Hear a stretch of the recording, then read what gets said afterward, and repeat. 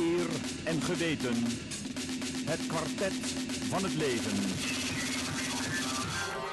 De Joker. Angela. Romeo from The Magic Numbers.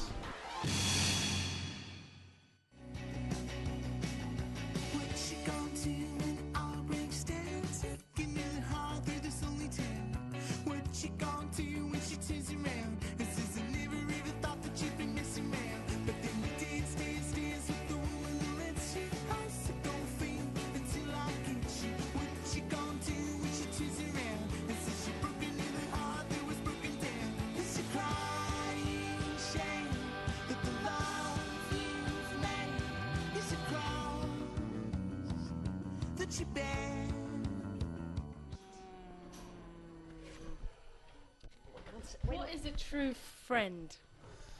A true friend is someone who doesn't judge you and sort of just someone who's there for you the whole time and really listens. You know, someone who really listens is hard to find. So I would say a true friend, someone who listens and doesn't judge you.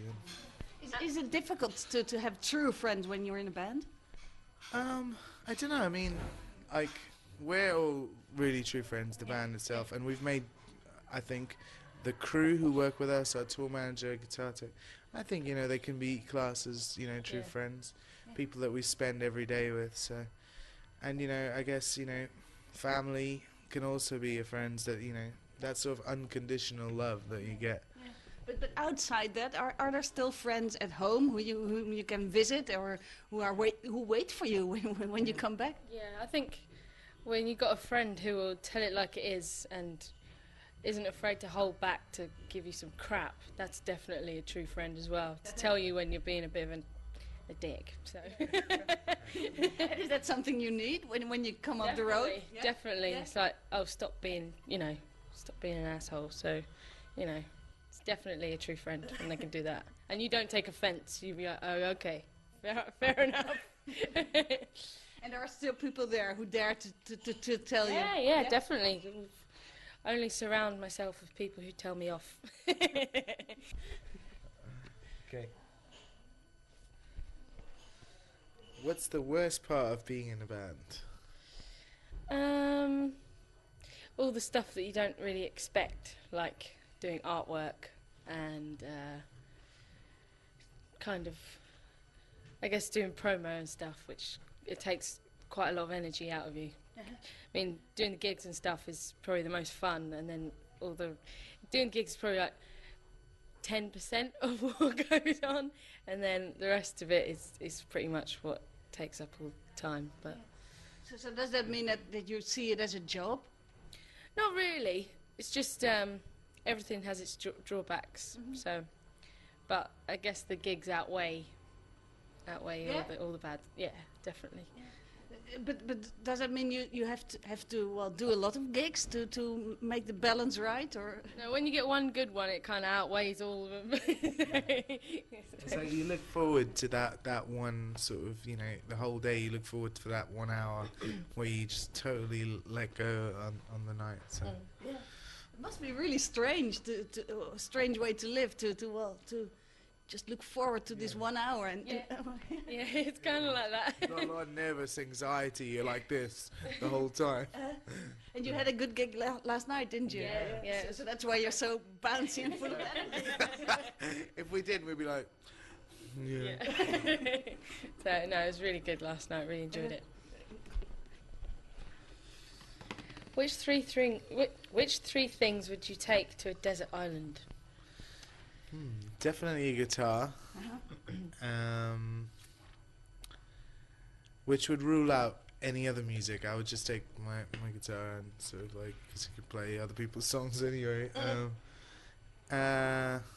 What else? Like, I would need some cigarettes as I smoke, and what else? And can I take someone else with me?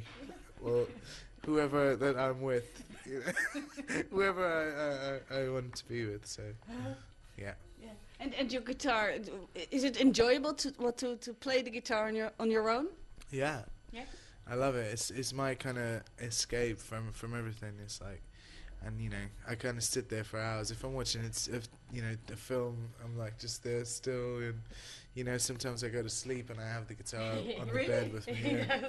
It's like I'm a bit of a it's just every second of the day. You know, I don't know. It's like like a background kind of, just something that. Some kind of noise. Yeah. You just need to have it. So how much time does it take you to write songs then? Do they ever form as songs? Or Sometimes, you know, you come up, you're not even thinking about it, and then something comes up, you might be, and then you're like, that's actually quite cool. And then, you know, but mostly, I mean, it's a very unconscious thing. You never sort of set out to go and write a song and pick up the guitar. Now, I'm going to write a song now. It's like, it's really difficult that way. I don't think any of the songs have come like that. You know, you can spend 4 hours, 5 hours trying something out, trying to write, and nothing happens. And then another day, as soon as you pick up the guitar and you just, you know, fooling around, something will happen. So it's almost, it's a very unconscious thing that kind of just comes. Yeah. So where does a song come from then? Is it from your head, or is it from, well, a greater force? It's definitely not for me. I'm just like, it comes from somewhere else, and I kind of, you know, have some kind of role in shaping it or whatever. But that's why I believe that, because if I can't sit down and sort of say I'm going to write a song now and do it, then it's got to come from somewhere else. Just depending on the mood you're in, how vulnerable you are, how open you are to kind of just let something take over. So did you ever have a proper job? I did. Yeah. I used to work in a home with ladies with learning difficulties. Some had Down syndrome and autism, but I really enjoyed it. It actually didn't.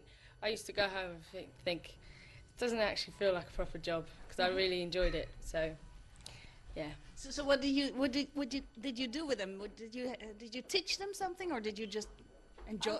I would just sit there with them, talk, and take them out shopping, and like give them showers and stuff, and just make them dinner, and just, you know, just be company really. So, but I really enjoyed it. Really liked it. Was it difficult to leave that job behind? Yeah, it was. I actually cried when I said I was leaving. I was like, oh, I don't want to leave, but I have to. But yeah. So you would go back gladly? Yeah, definitely. Yeah, without a doubt.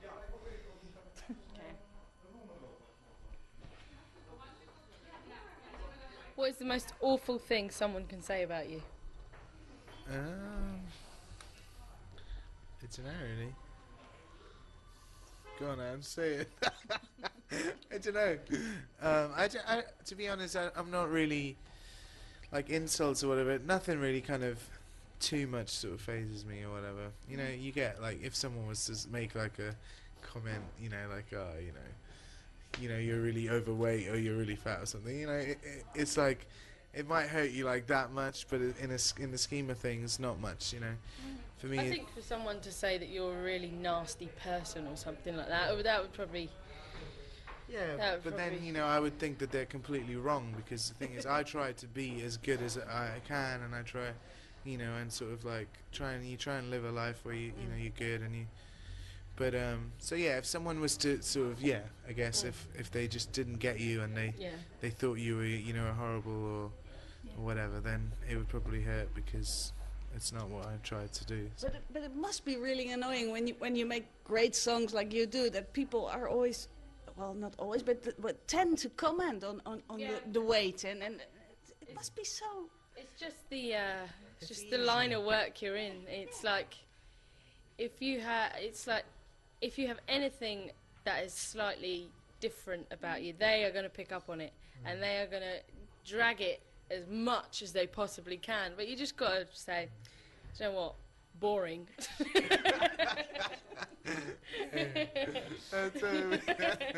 That's what we say. Yeah. Boring. So, and it does.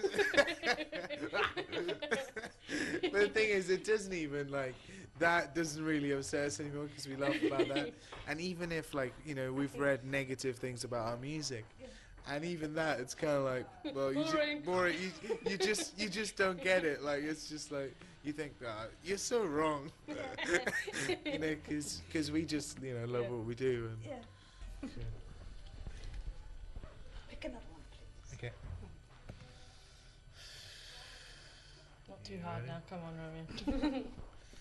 How has fame changed you as a person?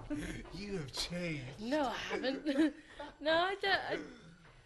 I do my best to stay completely grounded. I think the fact that the four of us, I'm in a band with my brother, he will always tell it like it is, and I will always tell him like it is. And it's kind of keeps you grounded, and we've got a good crew around us that will take the absolute piss if they see the slightest bit of, oh, look at me.